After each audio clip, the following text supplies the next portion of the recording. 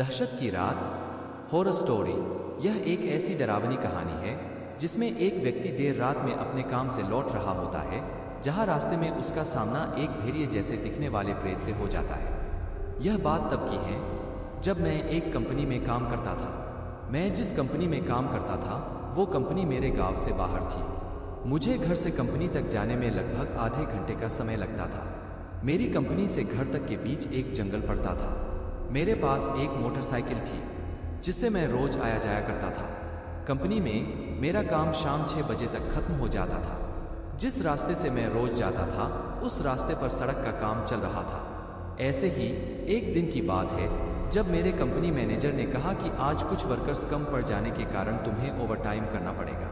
उसने कहा कि तुम्हें इससे कोई समस्या तो नहीं है, मैं तुम्हें ओवरटाइम के एक्स्ट्रा पैसे भी दूंगा। मुझे इससे कोई समस्या नहीं थी क्योंकि मुझे ओवरटाइम करने के पैसे मिल रहे थे, तो मुझे क्या समस्या हो सकती थी। उस दिन पूर्णिमा की रात थी और कहा जाता है कि ऐसे समय में ऊपरी शक्तियां अधिक ताकतवर हो जाती है। लोगों का मानना तो यह भी है कि ऐसे समय में देर रात तक बाहर रहना सही नहीं होता है, क्योंकि यह समय भूतों, प्रेतों और पिशाचों का समय होता है। कई पश्चिमी संस्कृति में इस समय को मानव भेड़िया, वेयरवुल्व्स का अपने इंसानी रूप से जानवर में बदलने का समय माना जाता है। मेरा काम रात 10 बजे खत्म हुआ। मैंने अपनी मोटरसाइकिल स्टार्ट की और मैं अपने घर की तरफ निकल गया। उस समय मेरी बाइक की स्पीड कम थी, क्योंकि जिस सड़क से मैं आ रहा था उस सड़क का काम चलने के कारण मैंने अपनी सुरक्षा के चलते ऐसा किया था। चलते हुए मुझे रास्ते में एक आदमी खड़ा हुआ दिखाई दिया। वो सड़क के किनारे एक पेड़ के पास खड़ा था। मैंने सोचा लगता है कि यह गांव वाला है जो गांव जा रहा होगा और शायद थक गया होगा, इसलिए वहां आराम कर रहा होगा। चलो इसको लिफ्ट दी जाए और मुझे भी गांव में पहुंचने तक सफर का साथी मिल जाएगा। ऐसा सोचकर मैंने अपनी मोटरसाइकिल को उससे थोड़ी दूरी पर रोककर उससे कहा कि भाई कहाँ जाना है, अगर ऐतराज न हो तो मैं तुम्हें कहीं छोड़ दूं क्या। पर उधर से कोई जवाब नहीं आया। मैंने एक बार फिर कहा कि मैं गांव ही जा रहा हूँ, तुम कहो तो कहीं छोड़ दूं। लेकिन इस बार भी उसका कोई जवाब नहीं आया, तो मुझे गुस्सा आया और मैंने अपनी बाइक स्टार्ट की घर जाने के लिए। जैसे ही मैंने अपनी बाइक स्टार्ट की वैसे ही वो आदमी मेरी तरफ आने लगा। मैंने सोचा कि अब इसकी अक्ल ठिकाने आई है। अब वह मेरे काफी पास आ गया था।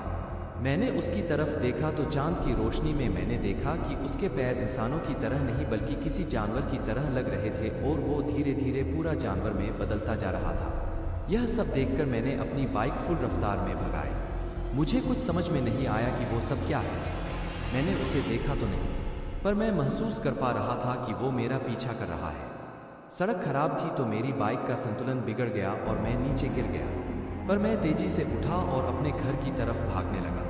मैं जोर जोर से हनुमान जी का नाम लेने लगा और हनुमान चालीसा का पाठ करने लगा। मैं जितना तेजी से हो सके उतना तेजी से भागा।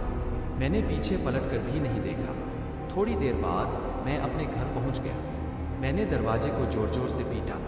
मेरे भाई ने दरवाजा खोला। मैंने तुरंत दरवाजा बंद किया और जाकर कुर्सी पर बैठ गया। मेरी ऐसी हालत देख सब पूछने लगे कि क्या हुआ। मैंने पूरी बात बता दी कि मेरे साथ क्या हुआ था। सबको मेरी बात पर विश्वास था, क्योंकि जैसी मेरी उस समय हालत थी सबको विश्वास करना ही पड़ा। मैं डर के मारे रात भर सो भी नहीं सका। अगली सुबह मैं काम पर भी नहीं गया और मेरी तबीयत भी खराब हो गई थी। 1 हफ्ते तक मैं पलंग पर ही पड़ा रहा था। मेरे पापा इन सब चीजों में यानी कि ऊपरी ताकतों में जानकारी रखने वाले एक आदमी को घर ले आए। उसने कहा कि जिसे तुम मिले थे वो एक प्रेत था जो एक जानवर के रूप में था।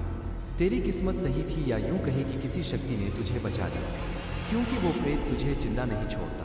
यह कहकर फिर उन्होंने मुझे एक चांदी की माला दी और कहा कि इसे अपने गले में बांधे रखना। कुछ समय बाद मैं ठीक हो गया।